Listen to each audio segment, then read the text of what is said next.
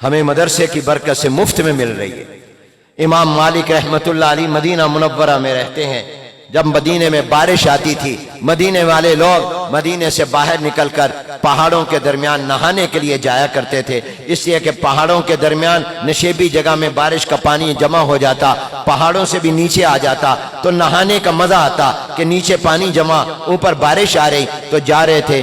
امام مالک بھی جا رہے ہیں، مدینہ منورہ کا گورنر بھی جا رہا ہے۔ گورنر مدینہ کی نظر پڑ گئی امام مالک کے چہرے پر، اپنی سواری امام مالک کی سواری کے قریب لا کر کہنے لگا، خوش نصیب ہوں آج آپ کی ملاقات راستے میں ہو گئی، مجھے حضور علیہ السلام کی حدیث تو سنا دو۔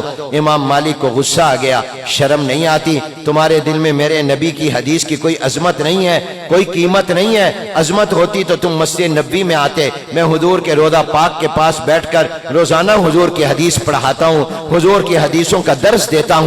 تو نے راہ چلتے مجھے دیکھا تو مجھ سے کہا حدیث سنا دو، معلوم ہوتا ہے تیرے دل میں عظمت نہیں۔ عظمت ہوتی تو آدمی چل کر جاتا ہے اور سفر کر کے جاتا ہے، جا کر دو زانو ہو کر بیٹھتا ہے۔ اگر تیرے دل میں حضور کی حدیث کی عظمت ہوتی تو تو وہاں آتا۔ گورنر مدینہ ڈر گیا کہ آج مجھ سے بے ادبی ہو گئی، واپس آیا، نہانا چھوڑا، آ کر مدینہ منورہ کے قاضی اور عدالت میں جا کر جج کو پیش ہو گئے اور کہا آج میرے سے یہ غلطی ہوئی، میرے اس جرم کی جو سزا ہو وہ سزا مجھے دے دو۔ قاضی مدینہ نے کہا، مدینہ منورہ کی عدالت کے جج نے کہا تمہاری کمر پر 40 کوڑے مارے جائیں گے، تمہارے دل میں حضور کی حدیث کی عظمت نہیں ہے۔ گورنر مدینہ نے اپنی کمر پیش کر دی، 40 کوڑے لگ گئے۔ آبادی تھوڑی سی تھی، بات پھیل گئی کہ آج مدینے کے گورنر کو 40 کوڑے لگیں گے۔ امام مالک مسجد نبوی میں حدیث کا درس اگلے دن دینے کے لیے بیٹھے، وہ گورنر مدینہ آیا، دوبارہ آ کر دو زانو ہو کر بیٹھ کر کہنے لگا امام مالک مجھے حضور کی حدیث سنا دیجئے۔ امام مالک نے کہا بیٹھو میں تمہیں حدیث سناتا ہوں۔ حضور کا ایک فرمان سنایا، دوسرا سنایا، تیسرا سنایا، چوتھا سنایا، میرے نبی نے یہ فرمایا، میرے نبی نے یہ فرمایا، میرے نبی نے یہ کیا۔ 40 حدیثیں سنائی اور اس کے بعد امام مالک رحمتullah علیہ نے 40 حدیثیں جب سنا دی تو وہ کہنے لگا گورنر مدینہ حضرت ایک سوال کا جواب تو دے دیں، کل میں نے ایک کا کہا تھا آپ ناراض ہو گئے، آج میں نے ایک کا کہا آپ نے 40 سنا دی، وجہ کیا ہے؟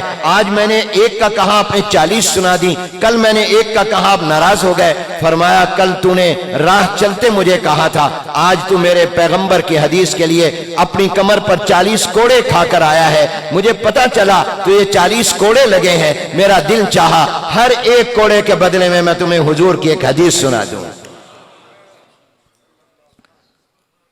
تو گورنر مدینہ کہتا ہے کاش مجھے پتا ہوتا کہ ہر حدیث کے بدلے، ہر کوڑے کے بدلے میں حضور علیہ السلام کی ایک حدیث سننے کو ملے گی تو میں 40 سے زیادہ کوڑے کھا کر آتا۔ یہ عظمت تھی بخارا کا۔ میں وہ چوک دیکھ کر آیا ہوں، اس سفر میں ہمارے کئی دوست بھی ساتھ تھے۔ ازبکستان کا شہر بخارا ہے، امام بخاری کی ہم قبر پر گئے ہیں، وہاں پر ہم نے امام بخاری کو پہلی اور آخری حدیث سنائی ہے، قبر کے پاس بیٹھ کر سنائی ہے۔ امام بخاری رحمتullah علیہ بخارا شہر کے جس چوک پر حضور علیہ السلام کی حدیثیں بیان کیا کرتے تھے، ایک مرتبہ لوگوں نے گنا کہ کتنے لوگ ہوں گے تو 80,000 کا مجمع تھا جو امام بخاری سے حضور کی حدیث سننے آیا تھا۔ لوگوں کے دلوں میں عظمت تھی۔ بغداد میں، دمشق میں، مصر میں محفلیں قائم ہوا۔ آج تمہارے ہاں گانوں کی محفلیں لگتی ہیں، ڈانس کی محفلیں لگتی ہیں، رقص و سرود کی محفلیں قائم ہوتی ہیں۔ وہ زمانہ تھا جب قرآن کے تلاوت کی محفلیں لگتی تھیں، حدیث کی محفلیں چوکوں میں لگا کرتی تھیں۔ تو میرے دوستو حدیث غور سے سنو تو زندگی بدل جاتی ہے۔ ایک بدماش تھے پہلی زندگی میں، ایک دن اپنے گھر کے باہر کھڑے تھے، ایک عالم کو آتا دیکھا، اس کی سواری آ رہی ہے، دائیں بائیں آگے پیچھے لوگ ہیں اور بہت بڑا مجمع آ رہا ہے۔ ان کے گھر کے قریب پہنچنے لگے تو کچھ لوگ آگے آ رہے تھے، کہا یہ کون آ رہے ہیں؟ کہا یہ ایک بڑے محدث عبداللہ بن مبارک رحمتullah علیہ آ رہے ہیں۔ کہا اچھا، نہیں حضرت شعبہ آ رہے ہیں، عبداللہ بن مبارک شعبہ آ رہے ہیں، امیر المؤمنین فی الحدیث، بہت بڑے عالم محدث تھے۔ کہاں جا رہے ہیں؟ یہ آگے جاتے ہیں، وہاں جا کر حضور علیہ السلام کی حدیث پڑھاتے ہیں۔ یہ ساتھ کون دوڑ رہے ہیں سواری کے؟ کہا یہ ان کے شاگرد ہیں۔ جو وہاں جا کر ان سے حدیث پڑھیں گے، حدیث کا علم حاصل کریں گے۔ یہ بدماش تھے، دوستوں کے انتظار میں کھڑے تھے، آگے بڑھے، آگے بڑھ کر حضرت شعبہ جس سواری پر سوار تھے اس کی رسی اور لگام پکڑ لی اور کہا پہلے مجھے حدیث سناؤ پھر جانے دوں گا۔ انہوں نے کہا یہ کیا طریقہ ہے، بدماش بن کر حدیث سننی ہے؟ حضور کی حدیث سننی ہے تو میرے سبق میں آؤ، آ کر دو زانو ہو کر بیٹھو، یہ کائنات کے سردار کا کلام ہے، یہ پیغمبروں کے پیغمبر کا کلام ہے، وہاں آ کر سنو۔ اس نے کہا آپ مجھے سناتے ہیں یا میں آپ کو قتل کروں؟ میرے پاس خنجر ہے، میں ابھی نکال لوں گا۔ حضرت شعبہ نے سوچا یہ باز نہیں آئے گا، سواری نہیں چھوڑے گا، ہو سکتا ہے قتل بھی کر دے، بدماش ہے۔ تو حضرت شعبہ نے کہا اچھا سنو۔ حضرت شعبہ رحمت اللہ علیہ نے پوری حدیث اپنے سے حضور تک، کہ میرے استاد نے مجھے، ان کے استاد نے، ان کے استاد نے، حضور تک سند بیان کی، اور بیان کرنے کے بعد یہ حدیث سنائی۔ فرمایا میرے محبوب پیغمبر صلی اللہ علیہ وسلم نے فرمایا اذا لم تستحی فاصنع ما شئت، جب تو بے حیا ہو جائے تو جو چاہے کر۔ اس لیے کہ غلط کاموں سے تو حیا روکتی ہے، جب حیا نہیں ہے۔ آج دیکھتے ہیں آپ دنیا میں عورتیں اپنے جسم کا لباس اتار رہی ہیں، کیوں؟ حیا ختم ہو گئی۔ پہلے عورت برقع نہیں اتارتی تھی، چہرہ نہیں ننگا کرتی تھی، آج بازو ننگے ہیں، سینہ ننگا ہے، کمر ننگی ہے، حیا جو ختم ہو گئی۔ حیا ہی تو انسان کو روکتی ہے۔ فرمایا حضور علیہ السلام نے فرمایا جب تیری حیا ختم ہو جائے پھر تیرا جو چیز چاہے کر۔ دل پر چوٹ لگی، حضور کی حدیث تھی، فوراً معافی مانگی، توبہ کی اور کہا آپ بھی معاف کر دیں، میں اللہ سے بھی معافی مانگتا ہوں، میں نے بے حیائی کا کام کیا، آپ کو روکا اور آپ کی بے ادبی کی، میں توبہ کرتا ہوں۔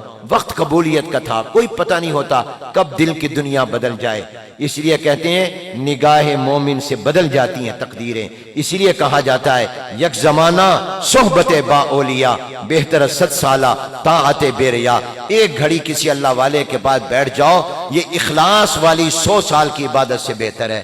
اس کی زبان سے ایسی بات اللہ نکلواتا ہے، زندگی بدل جاتی ہے۔ حضرت شعبہ نے کس درد کے ساتھ، کس اخلاص کے ساتھ کہا ہوگا کہ اور وقت قبولیت کا آ گیا، دل کی دنیا بدلی، معافی مانگی، توبہ کی، اور ان کا نام عبداللہ بن مسلمہ القعنبی ہے، جو بدماش سے محدث بنے اور پھر اتنے بڑے عالم بنے کہ امام بخاری کے استاد بن گئے۔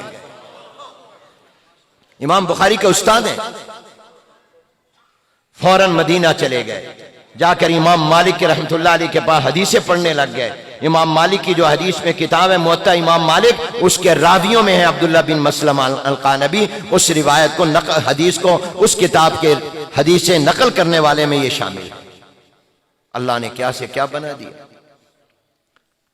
حضور کی نگاہ نے بھی بدل دیا۔ میں کہا کرتا ہوں ایک اردو کا شاعر ہے، اس نے حضور کے انقلاب کا جو نقشہ کھینچا ہے کوئی نہیں کھینچ سکتا آسان سادہ لفظوں میں۔ جو حضور کی نظر نے کیا وہی اللہ کے کلام قرآن نے کیا، حضور کی حدیثوں نے کیا صلی اللہ علیہ وسلم۔ وہ کہتا ہے کیسے کیسے ایسے ویسے ہو گئے، جنہوں نے حضور کی بات نہیں مانی، ابو جہل، ابو لہب، عتبہ، شیبہ، کیسے کیسے بڑے بڑے سردار تھے، لیکن حضور کی بات نہیں مانی، ان کی لاشیں گھسیٹ کر بدر کے کنویں میں پھینکی گئی۔ کہتا ہے کیسے کیسے ایسے ویسے ہو گئے۔ اور وہ جو ایسے ویسے تھے، رنگ کا کالا، ہونٹ موٹے بلال حبشی، فارس کا سلمان، روم کا سہیب، تو کہتا ہے وہ ابو جہل، ابو لہب تو کیسے کیسے تھے، ایسے ویسے ہو گئے، کیسے کیسے ایسے ویسے ہو گئے، اور ایسے ویسے کیسے کیسے ہو گئے۔ سبحان اللہ، اونچی آواز سے کہو۔ وہ اتنے اونچے ہوئے کہ حضور نے فتح مکہ کے موقع پر کہا بلال زمین پر نہیں بیت اللہ کی چھت پر چڑھ کر اذان دے، دنیا کو پتہ چلے بیت اللہ اعلیٰ ہے، مگر محمد عربی کا غلام بیت اللہ سے بھی اعلیٰ ہے صلی اللہ علیہ وسلم۔ یہی انقلاب پیدا کیا ہے حضور علیہ السلام پر اترنے والے قرآن نے، یہی انقلاب پیدا کیا ہے۔ اگر سچے توجہ سے حضور پڑھے تو حضور کی حدیثوں نے بھی، یہ حضور علیہ السلام کی حدیث نے عبداللہ بن مسلمہ القعنبی کو گنڈے اور بدماش سے محدث بنا دیا، امام مالک کا شاگرد بنا دیا، امام بخاری کا استاد بنا دیا۔ یہ امام بخاری جن کی حدیث ہم پڑھنے لگے ہیں، انہوں نے یہ کتاب 16 سال میں لکھی ہے۔ اور کہاں لکھی ہے؟ مکہ المکرمہ میں، خانہ کعبہ اور بیت اللہ اور حرم شریف مسجد حرام میں بیٹھ کر، اور اس کے عنوانات مدینہ منورہ میں لگائے۔ اور کتنا عرصہ لگا؟ 16 سال۔ اور فرماتے ہیں پورے 16 سال مجھے حضور کی ان حدیثوں کو جمع کرنے میں لگا، تحقیق کر کے کہ میرے پیغمبر کی واقعی یہ حدیث ہے، یہ ان کا فرمان ہے۔ کہا اس پورے 16 سال کے عرصے میں ایک دن بھی میں نے روزہ نہیں چھوڑا، روزہ رکھ کر میں نے یہ کتاب لکھی۔